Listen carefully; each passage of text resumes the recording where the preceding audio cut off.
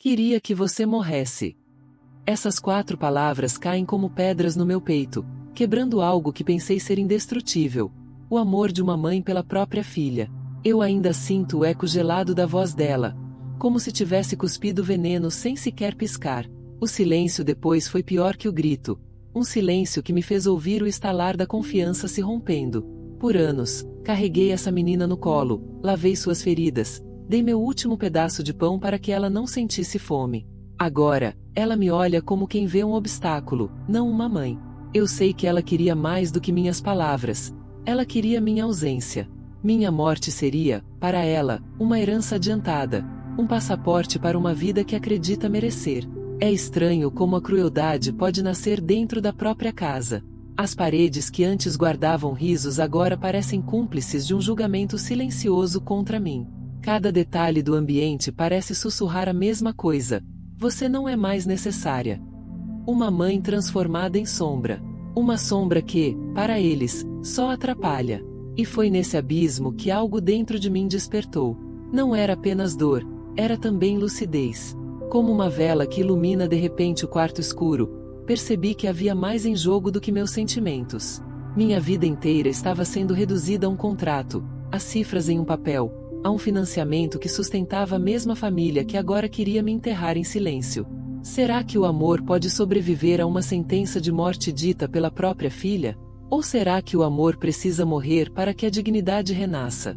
Naquele instante, entendi que as palavras dela não eram apenas cruéis. Eram um aviso, um sinal de que a história ainda não tinha acabado, e que eu teria chance de escrever o final com minhas próprias mãos. Quando ouvi aquelas palavras, não foi apenas meu coração que se partiu. Foi como se o chão inteiro tivesse se aberto sob meus pés. Senti um vazio gelado tomar conta do meu peito, como se o ar tivesse ficado pesado demais para respirar. Naquele instante, compreendi que não era apenas uma frase dita no calor de um momento. Era o reflexo de algo mais profundo, algo que ela vinha guardando, talvez até alimentando em silêncio. O olhar dela, firme e quase indiferente, dizia mais do que qualquer insulto poderia dizer. Não havia raiva, havia cálculo.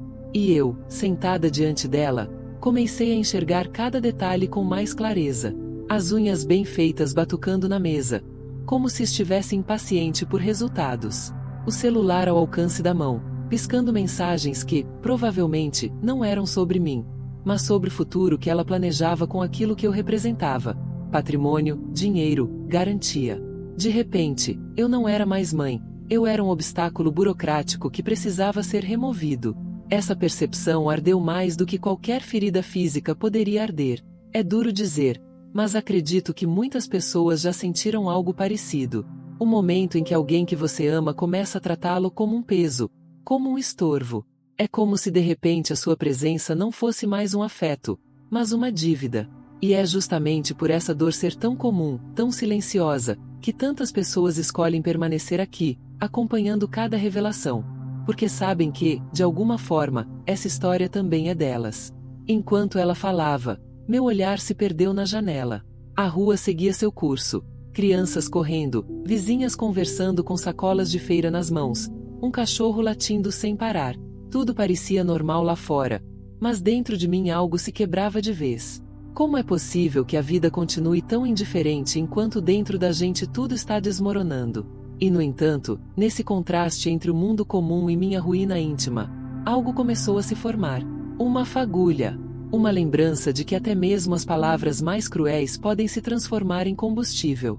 Eu não sabia ainda como, mas intuía que aquela frase, "queria que você morresse", não seria o ponto final. Talvez fosse apenas a primeira linha de um capítulo que ela jamais imaginaria que eu teria coragem de escrever. Eu fiquei ali, parada, tentando engolir o silêncio pesado que se espalhava pela sala. As palavras dela ainda ecoavam, cortantes, como se estivessem gravadas nas paredes. Mas o que mais me feria não era apenas a crueldade direta. Era o que vinha escondido por trás, o que não estava dito. Aquele desejo de morte carregava em si uma pressa, uma urgência quase prática. Não era sobre sentimentos, era sobre ganhos. E foi essa percepção que transformou a dor em algo ainda mais denso, quase insuportável. De repente, comecei a perceber sinais que antes pareciam banais. Conversas interrompidas quando eu entrava no cômodo, olhares trocados entre ela e o marido, o aperto discreto no braço dele como quem dá uma ordem muda.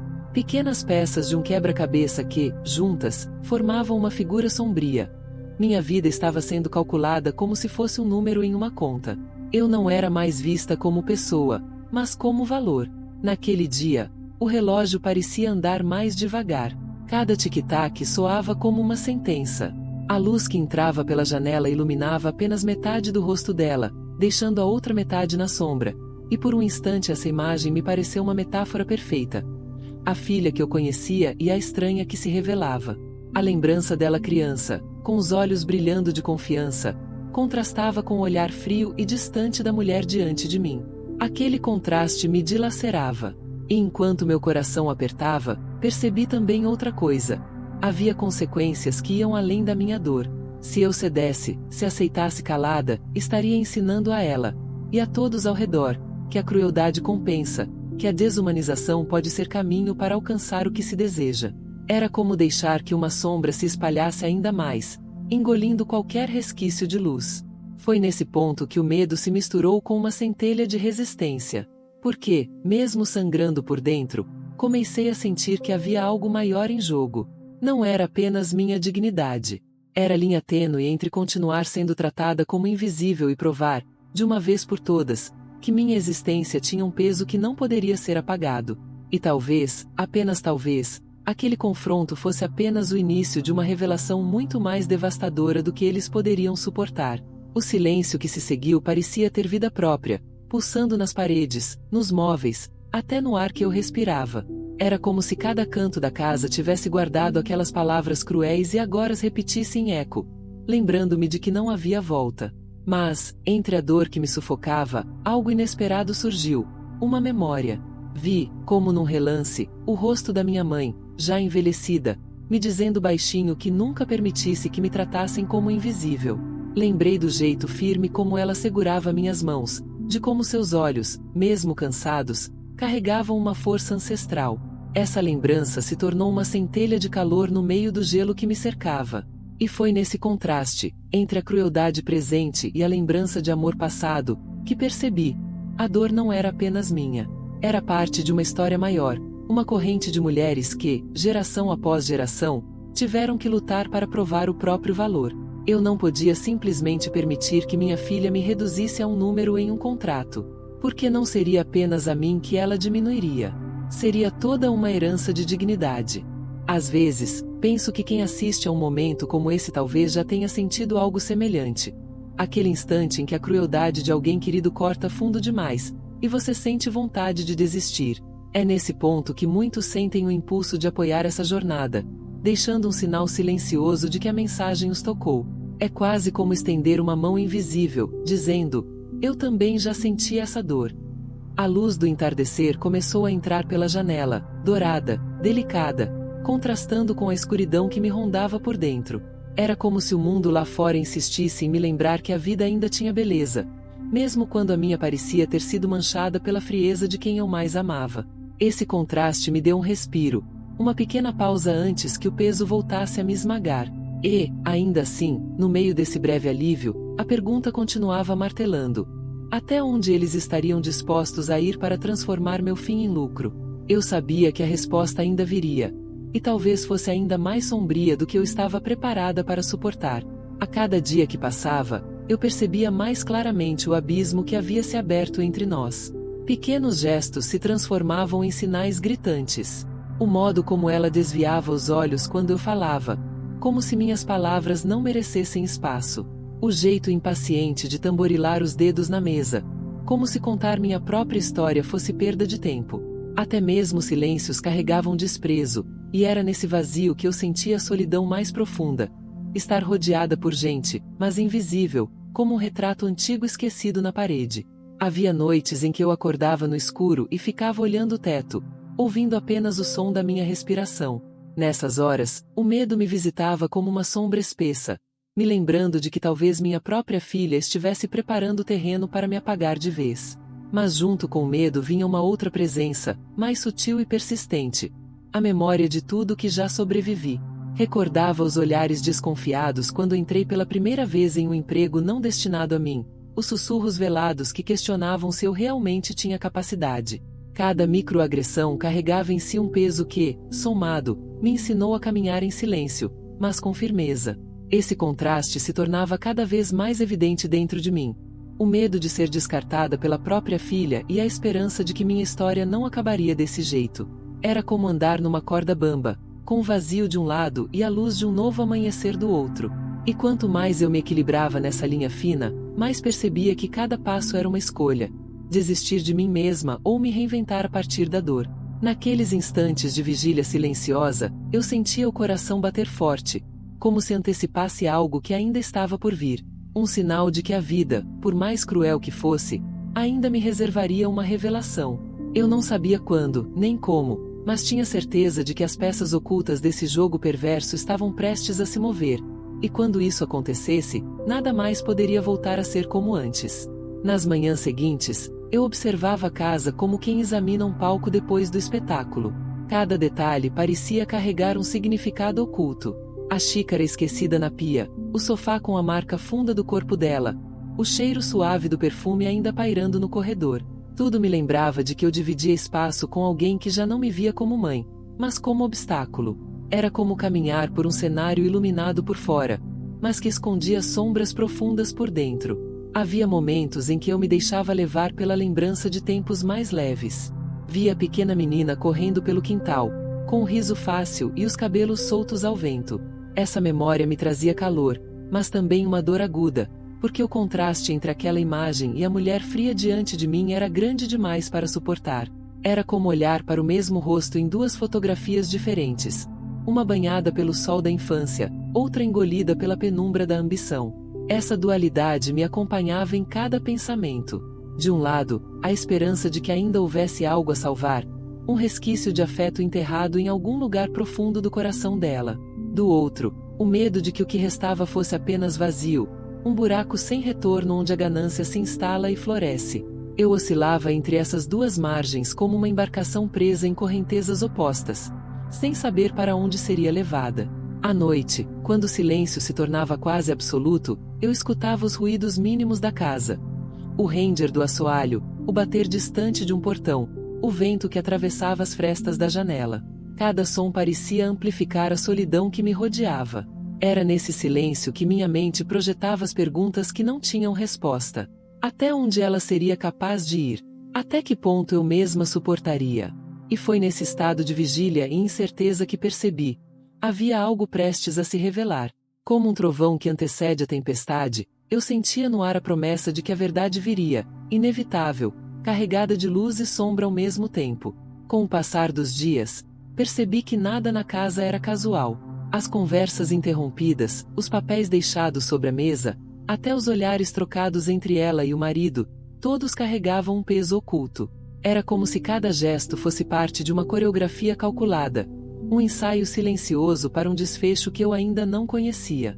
E, nesse cenário, comecei a entender que meu silêncio já não era apenas dor, era também estratégia. Porque enquanto eles acreditavam que eu não percebia nada, eu aprendi a observar cada movimento, como quem acompanha uma peça de xadrez e aguarda a jogada final. Essa percepção começou a alterar a forma como eu enxergava o futuro. Se antes eu me via encurralada, agora começava a vislumbrar pequenas frestas de saída. As palavras dela, tão cruéis, passaram a ser um lembrete constante de que eu precisava me preparar. Era como caminhar num corredor escuro, mas onde uma luz distante, ainda fraca, se insinuava ao fundo. Essa imagem me alimentava, me fazia resistir, me fazia acreditar que o fim daquela história não seria escrito por eles. E o mais curioso é que, quando compartilho essa lembrança comigo mesma, quase posso ouvir o eco de tantas outras vozes que já viveram situações parecidas. O peso de ser diminuído, descartado, tratado como número e não como pessoa. É nesse ponto que convido você a refletir também. O que sente ao ouvir essa história? Muitos escolhem transformar essa reflexão em palavras, deixando um comentário que não é apenas resposta, mas também um espelho da própria dor e da própria força. Enquanto eu seguia observando, os contrastes se tornavam mais claros. O esforço que eu fazia para me manter firme contra a facilidade com que eles se deixavam consumir pela ambição. De um lado, a espera paciente, do outro, a pressa em colher frutos que ainda nem tinham sido plantados. Esse jogo desigual me revelava uma verdade simples: nem sempre quem corre mais rápido é quem chega primeiro. E à medida que essa tensão se acumulava, eu sentia que algo maior se aproximava, como se todas as peças estivessem lentamente se alinhando, prestes a formar uma figura que até então permanecia invisível, mas que em breve se mostraria com toda a sua força. Era estranho como, quanto mais eu observava, mais clareza surgia. Pequenos detalhes que antes pareciam insignificantes começavam a compor um quadro maior. O jeito como ela recolhia documentos rapidamente quando eu me aproximava, o cochicho apressado ao telefone antes de desligar a tela, até a maneira como ele evitava me encarar quando chegava do trabalho. Tudo isso criava uma atmosfera de conspiração constante, como se eu fosse uma presença indesejada em meu próprio lar. E, ainda assim, por trás desse cenário sufocante, havia um paradoxo que me sustentava. De um lado, a dor quase física de perceber o quanto minha própria filha desejava meu desaparecimento. Do outro, a força inesperada de compreender que esse desejo não poderia me definir. Era como caminhar por uma estrada em que a cada curva surgia uma nova sombra, mas, ao mesmo tempo, o céu teimava em abrir frestas de luz.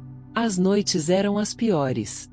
O silêncio caía pesado, e eu me via encarando a escuridão como quem encara um espelho. Ali, sozinha, cada lembrança voltava com nitidez.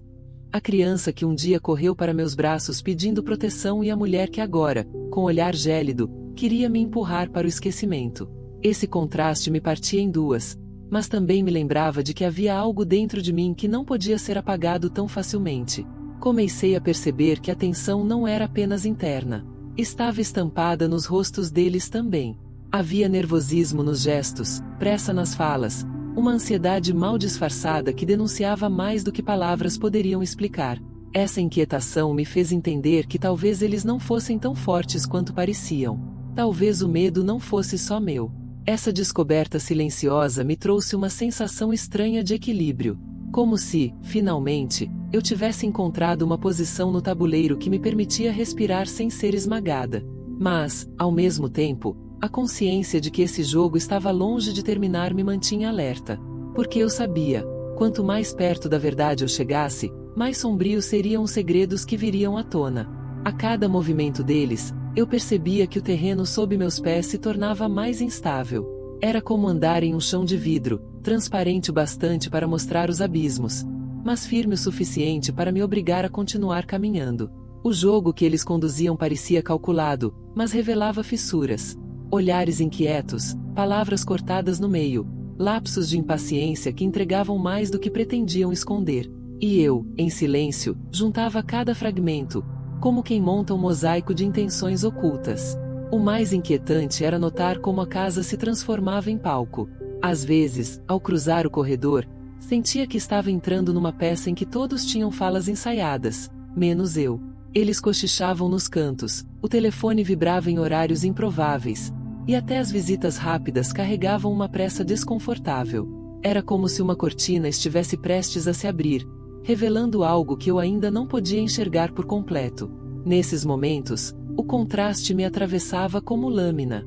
De um lado, a sombra da traição, grossa e sufocante, como nuvem carregada que anuncia tempestade.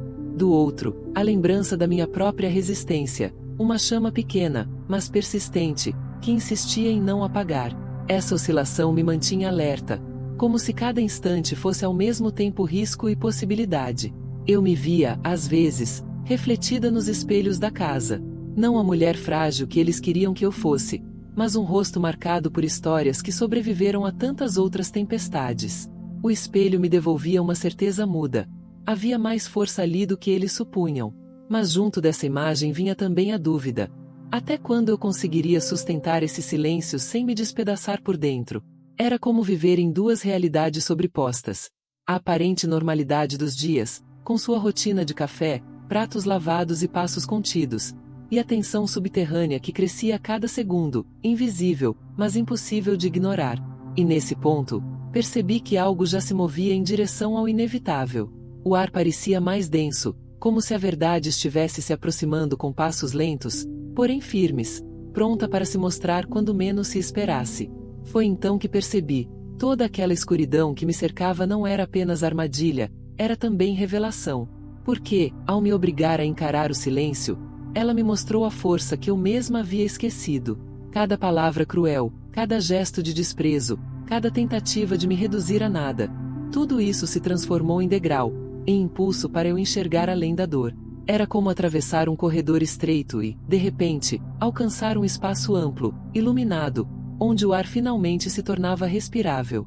A imagem da minha filha, dividida entre a inocência da infância e a frieza da mulher adulta, ainda me feria. Mas agora essa ferida não era apenas dor.